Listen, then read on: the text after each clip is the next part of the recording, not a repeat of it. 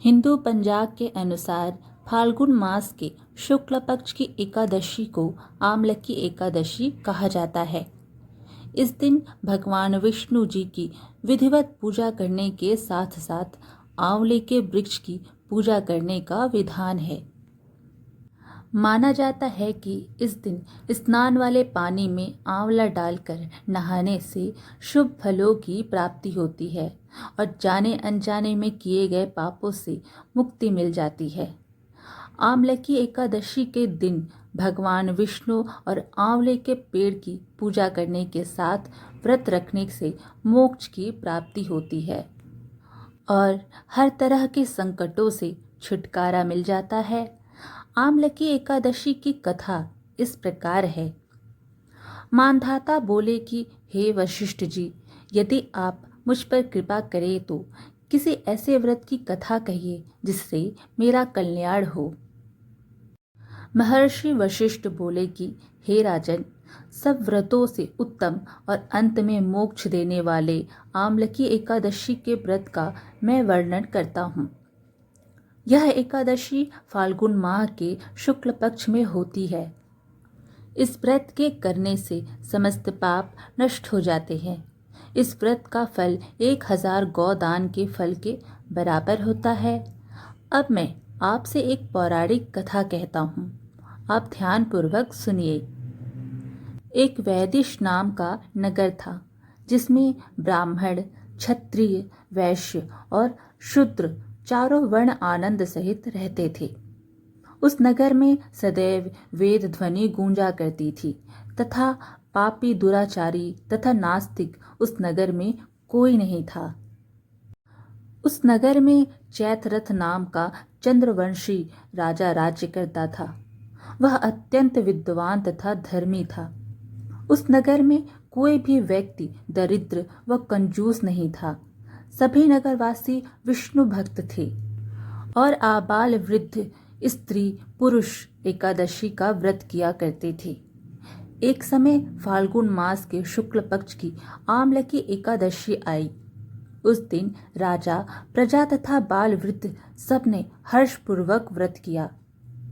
राजा अपनी प्रजा के साथ मंदिर में जाकर पूर्ण कुंभ स्थापित करके धूप, दीप, नैवेद्य, पंचरत्न आदि से धात्री यानी कि आंवले का पूजन करने लगे और इस प्रकार स्तुति करने लगे। हे धात्री, तुम ब्रह्म स्वरूप हो, तुम ब्रह्मा जी द्वारा उत्पन्न हुए हो और समस्त पापों का नाश करने वाले हो। तुमको नमस्कार है। अब तुम मेरा अर्घ्य स्वीकार करो। तुम श्री रामचंद्र जी द्वारा सम्मानित हो। मैं आपकी प्रार्थना करता हूँ, अतः आप मेरे समस्त पापों का नाश करो। उस मंदिर में सबने रात्रि का जागरण किया। रात के समय वहां एक बहेलिया आया जो अत्यंत पापी और दुराचारी था।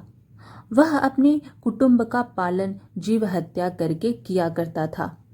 भूख प्यास से अत्यंत व्याकुल वह बहेलिया इस जागरण को देखने के लिए मंदिर के एक कोने में बैठ गया और विष्णु भगवान तथा एकादशी महात्म्य की कथा सुनने लगा। इस प्रकार अन्य मनुष्यों की भांति उसने भी सारी रात जागकर बिता दी। प्रातः काल होते ही सब लोग अपने घर चले गए तो बहेलिया भी अपने घर चला गया। घर जाकर उसने भोजन किया। कुछ समय बीतने के पश्चात उस बहेलिये की मृत्यु हो गई। मगर उस आमलकी एकादशी के व्रत तथा जागरण से उसने राजा विदुरथ के घर जन्म लिया और उसका नाम वसुरथ रखा गया।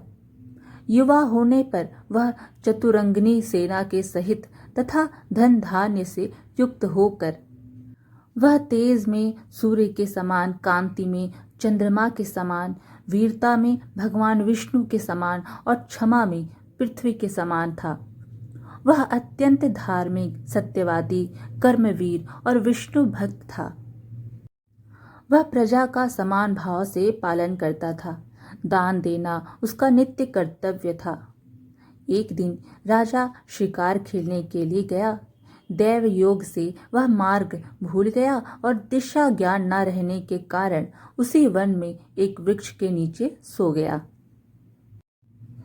थोड़ी देर बाद पहाड़ी मलेच्छ वहां पर आ गए और राजा को अकेला देखकर मारो मारो शब्द करते हुए राजा की ओर दौड़े।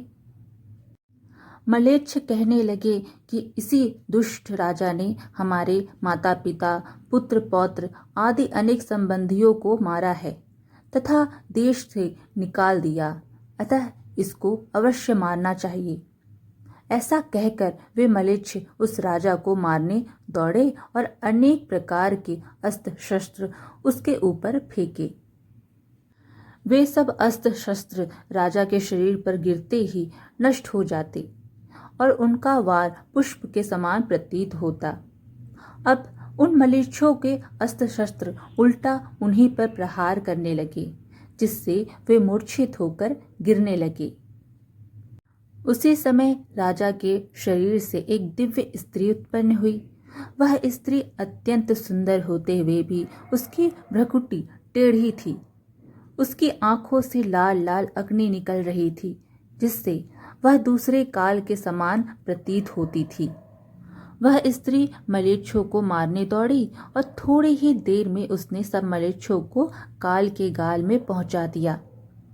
जब राजा सोकर उठा तो उसने मलेच्छों को मरा हुआ देखकर कहा कि इन शत्रुओं को किसने मारा है?